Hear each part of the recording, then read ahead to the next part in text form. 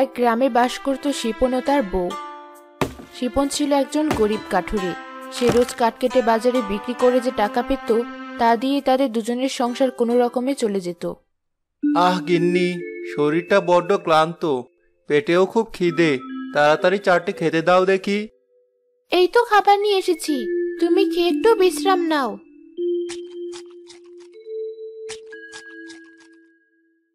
গিন্নি, সামান্য এই কাঠ বিক্রি করে দুজনে কোনো রকমে দুটো খেতে পারি, তোমাকে একটু একটু মাছ মাংসের মুখও চোখে দেখাতে পারি না, খুব আফসোস হয়।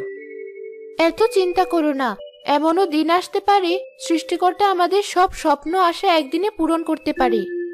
সে তো পারে, তিনি চাইলে তো অনেক কিছুই করতে পারেন। এই অনেক কিছুর ভেতরে যদি সৃষ্টিকর্তা আমাদের একটা সন্তান দান করতো, তাহলে সব থেকে সুখী হতাম। আমারও তো আফসোস হয়, বিয়ের এতটা বছর কেটে গেল। আচ্ছা গিন্নি, তুমি তো বাড়িতে একা একা থাকো, বাড়িতে যদি কিছু মুরগি পালতে, এতে তোমার আর একা একা লাগতো না, আবার আমাদেরও অর্থের দিক থেকে কিছুটা উপকার হতো। তা কথা মন্দ বলনি, তাহলে কাল কাঠ বিক্রি করে কোনো বাজার করতে হবে না, সে টাকা দিয়ে তুমি বরং কয়টা মুরগি কিনে এনো। আচ্ছা বেশ, তাই হবে। প্রতিদিনের মতো শিপন জঙ্গল থেকে কাঠ কেটে বিক্রি করে যে কয় টাকা পেল তাই দিয়ে বেশ কয়েকটা মুরগি কিনে আনলো। গিন্নি দেখো, তোমার জন্য মুরগি কিনে এনেছি। সত্যি তুমি মুরগি এনেছো? আজ থেকে মুরগিগুলোকে আমি নিজের সন্তানের মতো করে পালবো, এদের খুব ভালোভাবে দেখাশোনা করব। শিমু মুরগিগুলোর খুব যত্ন করত। দেখতে দেখতে মুরগিগুলো বেশ বড় হয়ে ডিম দেওয়া শুরু করলো।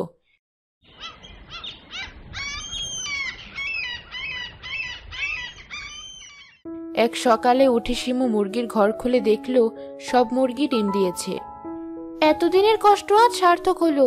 মুরগির ডিম পাড়া শেষ হলে সবগুলো মুরগি ডিম দিয়ে বসিয়ে দেব, সেই ডিম থেকে আবার অনেকগুলো মুরগি হবে। কি হলো গিন্নি, মুরগি কি তোমার ভাষা বোঝে? সেই কখন থেকে দেখছি মুরগির সাথে কথা বলছো। কথা বলছি কি আর সাথে, আজ সবগুলো মুরগি ডিম দিয়েছে। তাই বুঝি? তাহলে তো আমার বউটার মুরগি চাষ সার্থক হলো। ভেবেছি সবগুলো মুরগি ডিম দিয়ে বসিয়ে দেব, তাহলে আমাদের আরো অনেক মুরগি হবে। এভাবে আমি বাড়ি বসে অনেক মুরগি চাষ করতে পারবো, আর আমাদের সমস্ত অভাবও পূরণ হবে। হ্যাঁ, খুব ভালো বুদ্ধি। তাহলে আর ডিম বিক্রি করব না, ডিমগুলো যত্ন করে তুলে রাখো। আমি এখন জঙ্গলে গেলাম, আজ একটু বেশি দেরি হয়ে গেল। শিপন তার কুঠার নিয়ে জঙ্গলে গেল কাঠ কাটতে।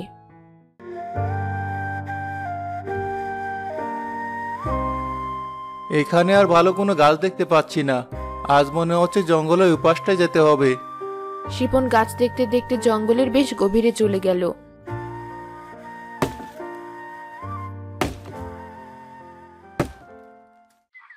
সে কাঠ কেটে একটা গাছের নিচে যখন বিশ্রাম নিচ্ছিল, তখন তার চোখ গেল পাশে থাকা একটা ঝোপের ওপর।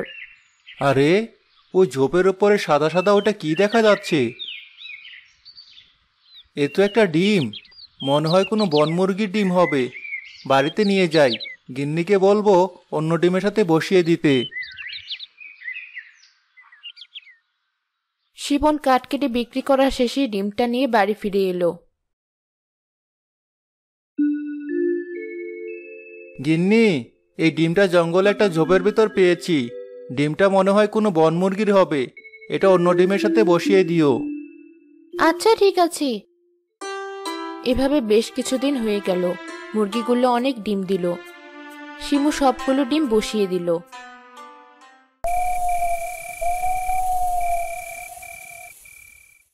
ডিম দিয়ে সবগুলো মুরগি বসিয়ে দিয়েছি, এবার বাচ্চাগুলো ফোটার পালা। জঙ্গলে পাওয়া সেই ডিমটা কি বসিয়েছো? হ্যাঁ, তা তো বসিয়েছি। দেখি ওই ডিমটা থেকেও কোনো ছা ফুটে নাকি। অনেক রাত হয়েছে, এবার ঘুমিয়ে পড়ো। এভাবে বেশ কিছুদিন কেটে গেল। শিমুর বসানো একটা ডিম থেকেও কোনো বাচ্চা ফুটলো না, শুধু জঙ্গলে পাওয়া সেই ডিমটা থেকে একটা বাচ্চা ফুটলো। এটা কি হলো? এতগুলো ডিম বসালাম, একটাও বাচ্চা ফুটলো না। শুধু সেই জঙ্গলে পাওয়া ডিমটা থেকে একটা বাচ্চা ফুটে বের হয়েছে। একটা বাচ্চাটা তাহলে ফুটলো। দেখতে দেখতে বাচ্চাটা বেশ বড় হয়ে গেল। আমার মুরগিটা বেশ বড় হয়ে গেছে, একদম ছোট বাচ্চাদের মতো সবসময় আমার পিছু পিছু থাকে। সেই ছোট থেকে ওকে সন্তানের মতো বড় করেছো। আমার মুরগিটা কিন্তু খুব গোলুমলু, এর নাম কি দেওয়া যায় বলো তো? এর নাম গুলুই থাক। যেহেতু বাচ্চাটা গুলুমুলু, তাহলে এর নাম গুলুই মানাবে। বেশ সুন্দর নাম, আজ থেকে এর নাম গোলুই। এভাবে কয়েক মাস কেটে গেল। গোলুই একটা পরিপূর্ণ মুরগিতে পরিণত হলো। মা, আমি এখন অনেক বড় হয়ে গেছি, আমি আশেপাশের পরিবেশটা ঘুরে দেখতে চাই। গোলুই, তুই কথা বলছিস? হ্যাঁ মা, জানি না আমি কিভাবে কথা বলার শক্তি পেলাম, কিন্তু তোমাকে ডাকতে গিয়ে দেখি সত্যি আমি তোমাদের মতো কথা বলতে পারছি।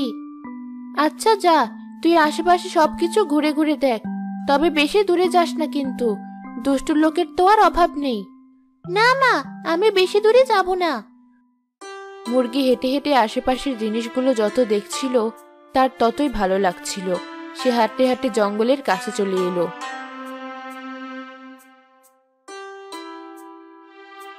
আশেপাশের দৃশ্যগুলো এত ভালো লাগছিল, আমি তো দেখতে দেখতে কখন জঙ্গলে এসে পড়লাম বুঝতেই পারলাম না। আরে, ওই তো আমার মতো আরো একটা মুরগি দেখা যাচ্ছে। তুমি কে? একদম আমার মতো দেখতে। তুমি কোথা থেকে এসেছো? তুই তুই কি তাহলে আমার হারিয়ে যাওয়া সন্তান? মানে, আমি তোমার হারিয়ে যাওয়া সন্তান হই কিভাবে? আমি তো আমার মানুষ মায়ের কাছে বড় হয়েছি। আমি একদিন এই জঙ্গলে একটা ঝোপের ভেতরে ডিম পেড়ে রেখেছিলাম। টিয়া পাখির কাছে শুনেছিলাম কোন এক কাঠুরে আমার সেই ডিমটা নিয়ে গেছে। অনেক খুঁজেছি, কিন্তু আমি আর আমার হারানো সেই ডিম পাইনি। হ্যাঁ, আমি তো সেই। আমার বাবা নাকি জঙ্গলে ঝোপের ভিতরে একটা ডিম পেয়েছিল, আর সেই ডিম থেকেই আমার জন্ম। আমার বাচ্চা, কত খুঁজেছি তোকে, কিন্তু তোকে আর আমার সাথে ফিরে যেতে হবে না। তোকে যারা এত আদর করে বড় করেছে, তুই তাদের কাছেই থাক। হ্যাঁ মা, আমি আমার মায়ের সাথে বেইমানি করতে পারবো না। আমি আমার মায়ের কাছেই ফিরে যাব। শোন, তোর ভেতরে একটা শক্তি আছে, তুই হয়তো জানিস না। তোর সেই শক্তি দিয়ে যখন ইচ্ছা তুই গরিব দুঃখী মানুষদের সাহায্য করতে পারবি। কি সেই শক্তি মা? তুই তোর ইচ্ছা মতো যখন খুশি সোনার ডিম দিতে পারবি। এবার তুই আসতে পারিস, তোর মা বাবার সব স্বপ্ন তুই পূরণ করিস।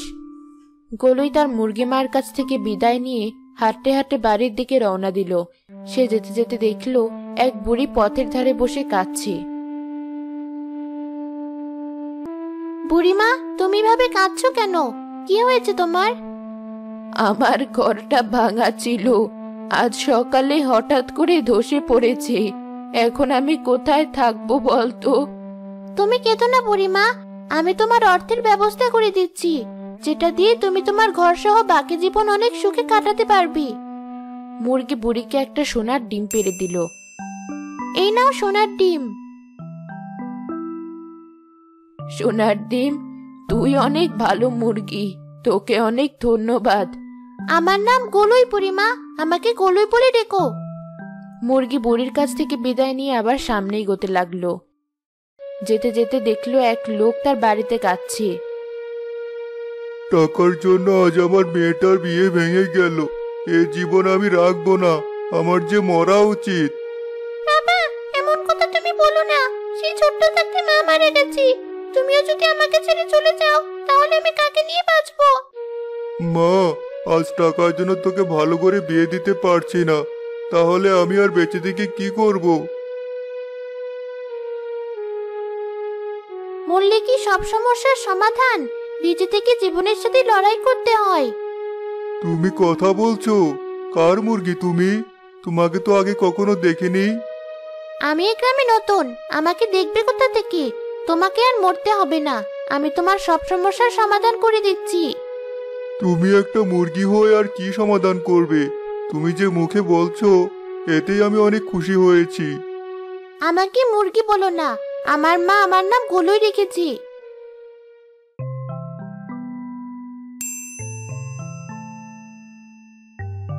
এই যে, এই সোনার ডিমটা রাখো, এতে তোমার মেয়ের বিয়ে খুব ভালোভাবে হয়ে যাবে। ধন্যবাদ তোমাকে গুলুই, তোমার ঋণ আমি কোনোদিনও শোধ করতে পারবো না। সবশেষে মুরগি বাড়ি ফিরে এলো। কলুই, তুই সারাদিন কোথায় ছিলি? আমি তোকে কত জায়গায় খুঁজেছি, কোথাও পাইনি। জানিস কত চিন্তা হচ্ছিল তোর জন্য। আমার জন্য শুধু শুধু চিন্তা করেছো? আমি তো বলে গিয়েছিলাম সময় মতো ফিরে আসবো। আর জানো কি হয়েছে আজ? মা মেয়ে কি এত গল্প করছো তোমরা? তাহলে তুমিও শোনো। হ্যাঁ গুলুই, তোর মায়ের ধারণা ঠিক আছে, তুই তাদেরই সন্তান। আমি একটা ডিম ওই ঝোপের ভিতর পেয়েছিলাম। জানি তো, তারপরেও আমি তোমার আর মায়ের কথা মনে করে চলে এসেছি। তোমরা আমাকে নিজের সন্তানের মতো বড় করেছো, তোমাদের ছেড়ে কিভাবে যাব? মা, আজ থেকে আমি প্রতিদিন তোমাদের একটা করে সোনার ডিম দেব। তোমাদের আর কোনো অভাব থাকবে না। আমাদের সোনার ডিম না হলেও চলবে গুলুই, সারা জীবন তুই শুধু আমাদের সাথে থাকিস। আমিও থাকবো, আমার ডিমও থাকবে। আর আমি আমার ডিম দিয়ে গরিব অসহায় মানুষদেরও সাহায্য করব। করিস, এবার খেয়ে নে, সারাদিন তো কিছুই খাসনি। প্রতিদিন একটা করে সোনার ডিম পেয়ে সেটা বিক্রি করে শিপন ও শিমু অনেক ধনী হয়ে গেল। তারা অসহায় গরিব দুঃখী মানুষদেরও অনেক সাহায্য করত। শিমু ও শিপন গোলইকে নিয়ে সুখে শান্তিতে দিন কাটাতে লাগলো।